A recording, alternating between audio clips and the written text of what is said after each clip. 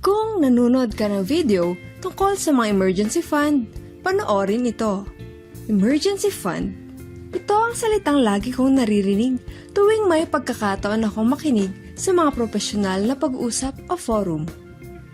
Ang mga experts o financial planner ay palaging nagmumungkahi na gawin natin itong isang goal para makabuo ng tinatawag nating emergency fund dahil mahalaga na magkaroon nito.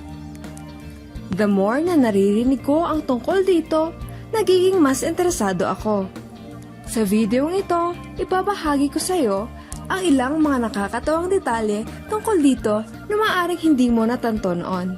Allow me to share ang ilan sa aking mga saloobin sa iyo. Naranasan mo na bang dumaan sa isang sitwasyong pang-emergency kung saan kinakailangan kang maglabas ng pera, ngunit hindi mo magagawa dahil wala kang naisave na pera?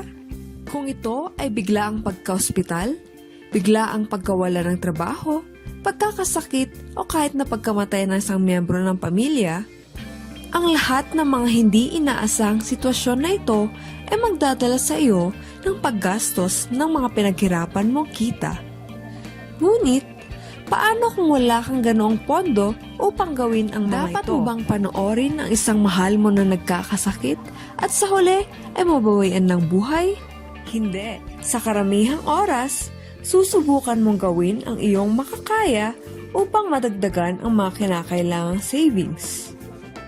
Humiram ka ng pera, kinuha mo ang lahat ng mga loan opportunities at bago mo pa malaman ito, ikaw ay may utang na loob na sa lahat ng posibleng mga nagpapautang na kumpanya at bangko. Kalaunan, mahihirapan ka magbayad at magsisisi ka sa lahat ng mga desisyon na nagawa mo na kung nakapag-save ka lang ng pera para sa hindi inaasang pangyayaring ganito, hindi mo daranasin ang ganitong uri ng sitwasyon. Nais kong panoorin mo pa ang patungkol sa emergency fund at kung paano ito makakapekto sa iyong layunin sa pag-save ng pera. Pero bago ang lahat, kung bago ka sa channel ko, mag-subscribe ka at click ang bell icon para hindi mo ma-miss ang mga puno ng impormasyon naming mga videos tulad nito. Salamat! Number 1. Ano ang pang-emergency pondo o emergency fund? Ang isang pang-emergency pondo o emergency fund ay isang bahagi ng iyong savings na inilalaan para sa mga pinansyal na sorpresa na bigla na lang darating. Kung minsan ay tinatawag itong tag-ulan or rainy day. Hindi mo nais na masorpresa sa mga kaganapang ganito, kaya kailangan mong makapagtabi ng pera para sa gastusin ganito. Ang ilan sa mga hindi inaasang kaganapang pang-emergency ay katulad ng mga sumusunod. Mga problema sa kotse tulad ng mga aksidente o simpleng pangangailangan upang baguhin ang mga gulong at baterya. Ang biglang pagsakit ng ngipin, pati na rin ang mga emergency medical na nangangailangan ng agarang aksyon at atensyon.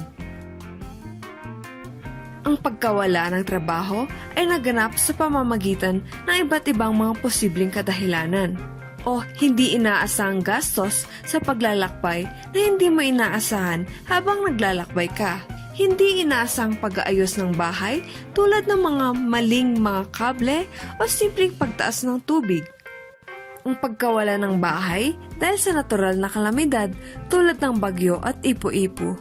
Masakit ito, ngunit totoo ito para sa ilang mga tao kaya nga ang pag-save ng isang emergency fund ay mahalaga at marami pang iba. Number 2. Bakit mo ginagamit ang emergency fund?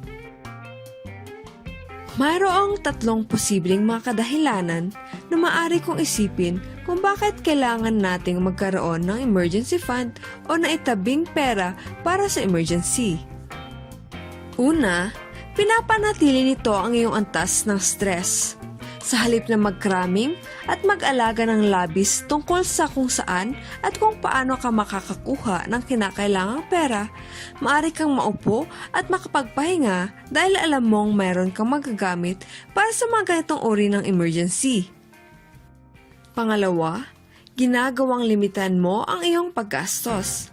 Binibigyan ka nito ng ideya na ang mga emergency fund or savings pang emergency ay hindi dapat isaalang-alang para sa mga bagay na hindi emergency. Halimbawa, isang aktibidad sa pamimili. Ito ay tinatawag na isang emergency fund para sa isang kadahilanan at ang dahilan na iyon ay dapat mangibabaw. Pangatlo, na-save ka nito mula sa pagkuha ng hindi malusog na mga desisyon sa pananalapi. Maiiwasan mo ang pangungutang o paghiram dahil ang mga ito ay magbibigay lamang sa iyo ng malaking interes na hindi magiging kapaki-pakinabang sa linya ng iyong pang-ekonomiya. Number 3. Magkano ang kailangan mong isave?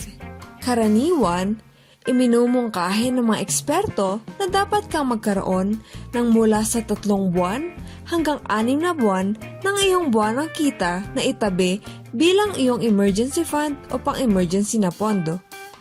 Ngunit, mayroong minimum para sa iyong pang-emergency na pondo at maaari mo itong gamitin kung hindi mo kayang bayaran ang dating pagpipilian.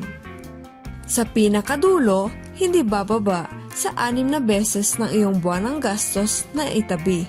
Ngayon, sabihin natin gumastos ka ng 20,000 pesos sa isang buwan ng paggastos. Kung gayon, dapat kang mag-save ng around 120,000 pesos na napanatili sa iyong emergency fund account. Kung isa sa mga tanong mo ay, paano kung ako isang solong tao? Magkano itatago ko bilang isang pang-emergency na pondo? Ang sagot sa iyong tanong ay 3 beses sa iyong buwan ng gastos. Bakit 3 beses? Dahil bilang isang solong tao, wala kang maraming responsibilidad at pananagutan upang suportahan at mapanatili ayon sa pagkakabanggit. Ang ideya ay, kung mas maraming perang na isave, mas ligtas ka. Number 4. Saan mo dapat isave ang iyong pang-emergency na pondo? Huwag isave ang iyong emergency fund o pondong pang-emergency sa isang lugar kung saan maaari mong makuha ng mabilis at madaling mapalabas ito sa mga oras ng tukso o sa mga sitwasyong hindi pang-emergency. Mahihirapan lamang ito na mapanatili mo ang pag-iimpok dahil palagi kang tinutokso ng ideya na meron kang ilang pera at maaari mo itong gugulin sa anumang oras na nais mo. Upang matulungan ito, siguraduhin na isave mo ang iyong emergency fund sa isang hiwalay na account sa bangko maliban sa regular na bank account na ginagamit mo. Number 5. Bakit hindi nakakapag-save ang mga tao para sa isang emergency fund? 3 ang posibleng dahilan para dito. Una, wala kang tamang mindset o isang konkretong layunin para sa iyong pag-save.